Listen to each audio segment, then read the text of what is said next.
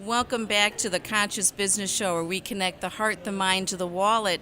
We're here live at the Sustainable Business Network Conference in Boston at Northeastern. Very excited to be here. And today joining me is David Levine.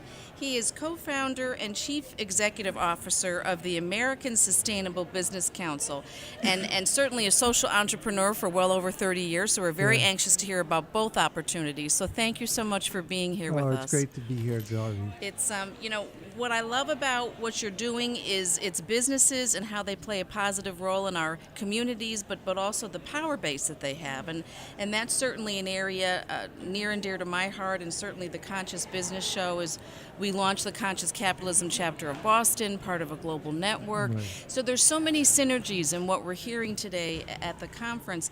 Talk to us a little bit about your personal journey and what led you to this point in your life, and then starting up the American Sustainable Business Council, because it's a fascinating story. Yeah, well, thanks, Darby. I think, one of the important pieces of coming to the American Sustainable Business Council was seeing the whole picture on things, looking at a whole system and understanding the connections between, different communities, different types of people, different issues, and the like. So just holding that piece, and then how do you weave those together? So a lot of the life's work is how do you create environments that people can come together to explore what's both important for them, Right. but also they have a greater impact when they actually come together with others. Right, right. So what happened was a series of events, including President Obama and Vice President Biden getting elected.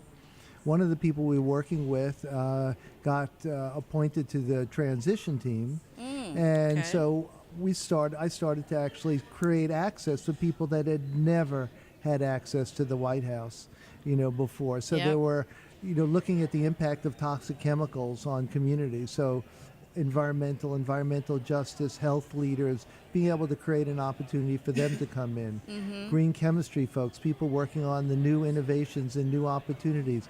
Agriculture, from the farm workers to the sustainable ag folks. But then a meeting took place that was bring together business leaders, sustainable business leaders. And there were 25 in the room, 25 on the phone. And at a small breakfast beforehand, I was listening, and everyone had a different idea. One was I'm about sure. food, one Yep. was about energy, one was about banks, all with sustainability or green as a part of their thinking.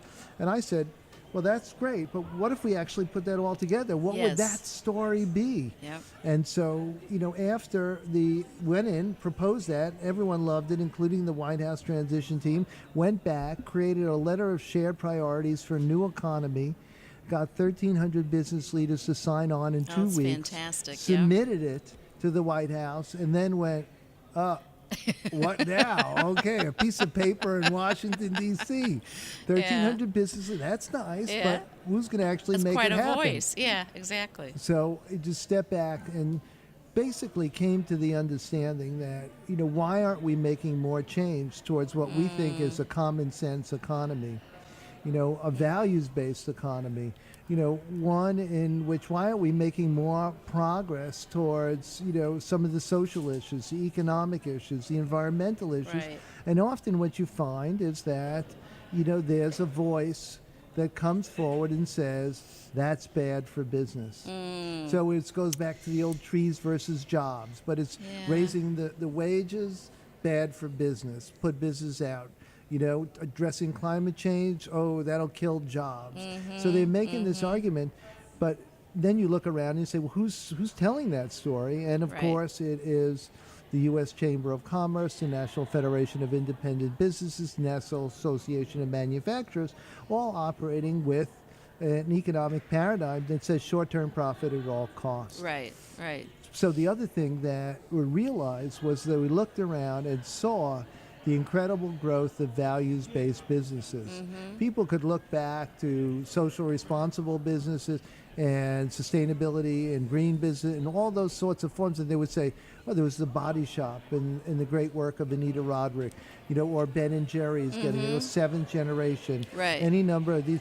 But what had happened in the last 30 plus years in a growth of women-owned businesses, minority-owned businesses, local living economies, so Main Street businesses, social enterprises, micro-enterprise, all these businesses that carried an understanding that they wanted to use business, but they wanted to use business as a way of also linking it back to their values. Right. And what they also understood was that when they started to run those businesses like that their businesses would grow because people responded to people that they could trust. That's right. They wanted to buy from people that they knew. They wanted to buy from folks that had integrity, who had values aligned with theirs, and also sold them a good product and service and the like.